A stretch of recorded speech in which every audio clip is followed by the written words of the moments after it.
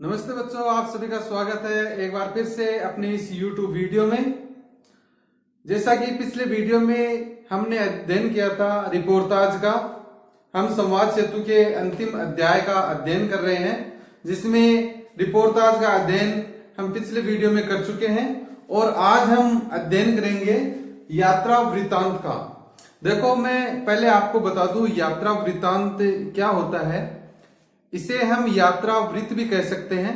जब कोई व्यक्ति किसी स्थान की यात्रा करता है और फिर उस अपने यात्रा अनुभवों को पाठकों के साथ साझा करता है, साहित्यिक भाषा में भावों के साथ और विशेष जो रचना शैली के साथ लिखकर अभिव्यक्त करता है, तो उसे हम यात्रा वृत्त या यात्रा वृत्तांत कहते हैं।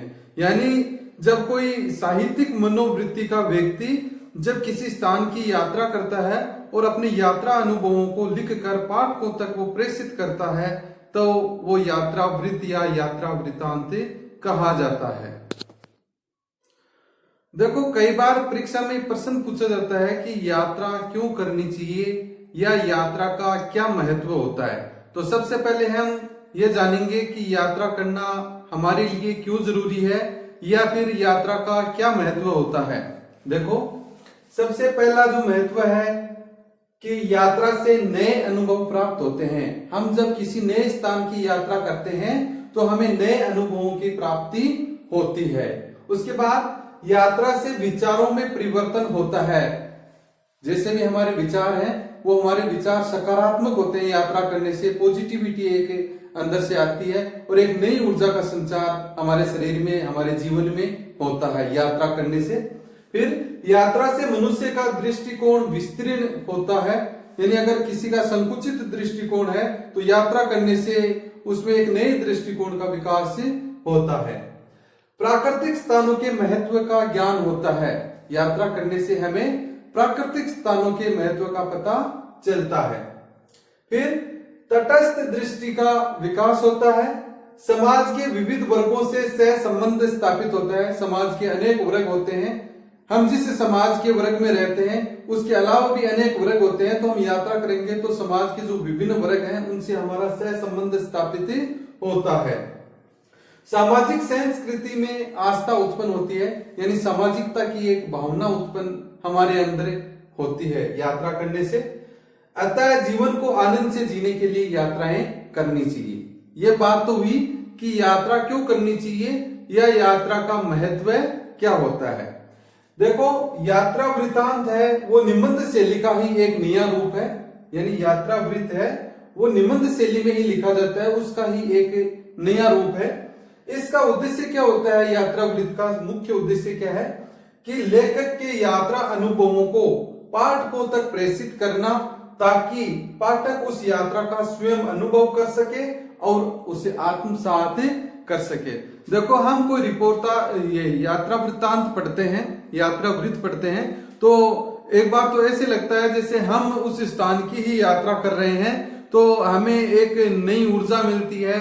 हम भी प्रेरित होते हैं कि हमें भी यात्राएं करनी चाहिए। यात्रा वृत्तांत बहुत ही एक अच्छी विधा है। इस विधा के माध्यम से हम लेखक के माध्यम से या यात्रा वृत्त के माध्यम से उस स्थान का हमें पता चलता है और उस स्थान पर हमें यात्रा करने के लिए एक प्रेरणा मिलती है और लेखक के अनुभवों का हमें ज्ञान होता है।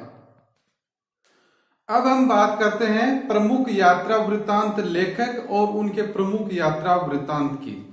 देखो, यात्रा वृत्त लिखने वाले प्रमुख लेखक वैसे बहुत सारे हुए हैं, उन्होंने बहुत सारी रचनाएं लिखी हैं, लेकिन हम यहाँ प्रमुख लेखक और उनकी प्रमुख जो रचनाएं हैं उनका हम अध्ययन कर रहे हैं।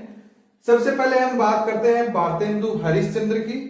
उन्होंने यात्रा वृत्तांत लिखा था सरयू पार की यात्रा, और भी यात्रा वृत्तांत लिखे थे, लेकिन सबसे जो महत्वपूर्ण उनका यात्रा वृत्त है वो है सरयू पार की यात्रा।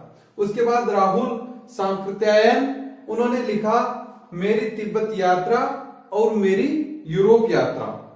उसके बाद आगे उन्होंने जो यात्रा वृत्त लिखा उसका नाम है अरे यायावर रहेगा याद, एक बूंद सहसा उछली। उसके बाद मोहन राकेश, जिन्होंने लिखा आखिरी चट्टान तक। उसके बाद निर्मल वर्मा, इन्होंने जो यात्रा वृत्त लिखा उसका नाम है चीड़ों पर चांदनी। उसके बाद धर्मवीर भारती, इन्होंने लिखा ठेले पर हिमालय। आपको मैं बता दूं ये ठेले पर हिमालय अपनी कक्षा 12 की पुस्तक है सृजन, उसमें अभी है अपने पाठ्यक्रम में।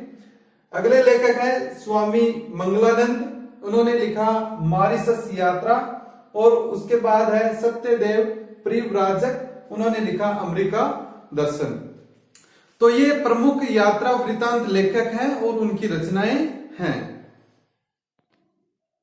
तो इस प्रकार हमने यात्रा वृत्त के बारे में या यात्रा वृत्तांत के बारे में जाना कि जब कोई साहित्यिक मनोवृत्ति वाला व्यक्ति जब किसी स्थान की यात्रा करता है और अपने अनुभवों को लिखता है तो वो विधा यात्रा वृत्त या यात्रा वृत्तांत कहलाती है।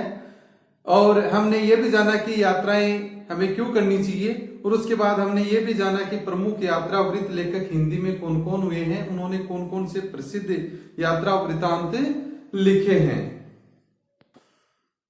अब हम यात्रा वृत्तांत के बाद वार्ता का अध्ययन करेंगे। छोटा सा चैप्टर है वार्ता। कई बार इसमें से प्रश्न पूछा जाता है कि वार्ता क्या होती है, यानी वार्ता से संबंधित भी प्रश्न पूछा जा सकता है। देखो वार्ता का वैसे सामान्य अर्थ होता है बातचीत, हम जो कोई बातचीत करते हैं वो वार्ता होती है। ये वार्ता क्या है, देखो वार्ता रेडियो प्रसारण की एक विशेष विधा है, रेडियो पर प्रसारित होती है वार्ता। आपने सुनी भी होगी वार्ताएं।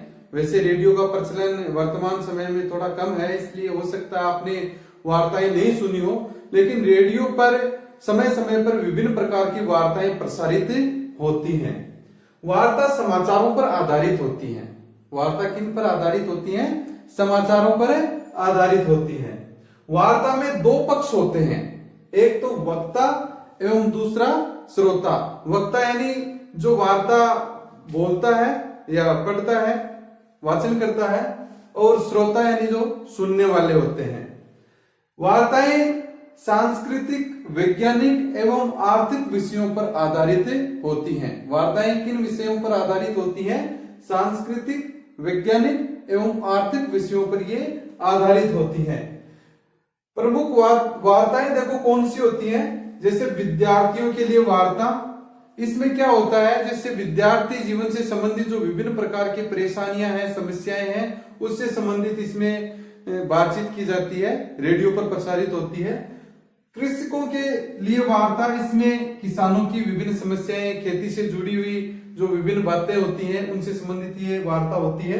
महिलाओं के लिए वार्ता, महिलाओं के जीवन से संबंधित इसमें बातचीत होती है। बच्चों के लिए वार्ता, इसमें बच्चों के जीवन से या बचपन से संबंधित जो प्रमुख बातें हैं उनसे संबंधित ये वार्ता होती है। यानी वार्ता का सामान्य अर्थ होता है बातचीत, और जब ये रेडियो पर समाचारों पर आधारित बातचीत प्रसारित होती है तो उसे हम क्या कहते हैं? वार्ता कहते हैं। देखो रेडियो पर वार्ता प्रसारित करने से पहले हमें कुछ विशेष बातों का ध्यान रखना पड़ता है। कुछ बातें ऐसी होती हैं जिनका हमें विशेष ध्यान रखना चाहिए। वो बातें कौन सी है? देखो वार्ता के लिए, वार्ता के संबंध में, कि वार्ता की भाषा है वो सरल एवं सुबोध होनी चाहिए। क्यों? क्योंकि रेडियो सुनने वाला व्यक्ति निरक्षर भी हो सकता है, यानी निरक्षर व्यक्ति भी रेडियो का आनंद उठाते हैं, इसलिए भाषा है वो एकदम से सरल एवं सुबोध होनी चाहिए ताकि आसानी से हर व्यक्ति के समझ में आ जाए, चाहे वो साक्षर हो चाहे निरक्षर हो। दूसरी बात जिसका ध्यान रखना चाहिए कि विषय को रोचक बनाकर प्रस्तुत करना चाहिए ताकि सभी श्रोताओं की उसमें रुचि बनी रहे। तीसरी बात, वार्ता के बीच बीच में उदाहरण भी प्रस्तुत करने चाहिए। फिर अगली बात, विषय को स्पष्ट रूप से समझाना चाहिए। जिस विषय से संबंधित वार्ता है, चाहे वो महिला जीवन से संबंधित है या बच्चों से संबंधित है या विद्यार्थी जीवन से संबंधित है, तो जो भी विषय है उसको स्पष्ट रूप से समझाना चाहिए। वार्ता में विषय के जो मुख्य मुख्य बिंदु हैं उन पर विशेष जोर देना चाहिए।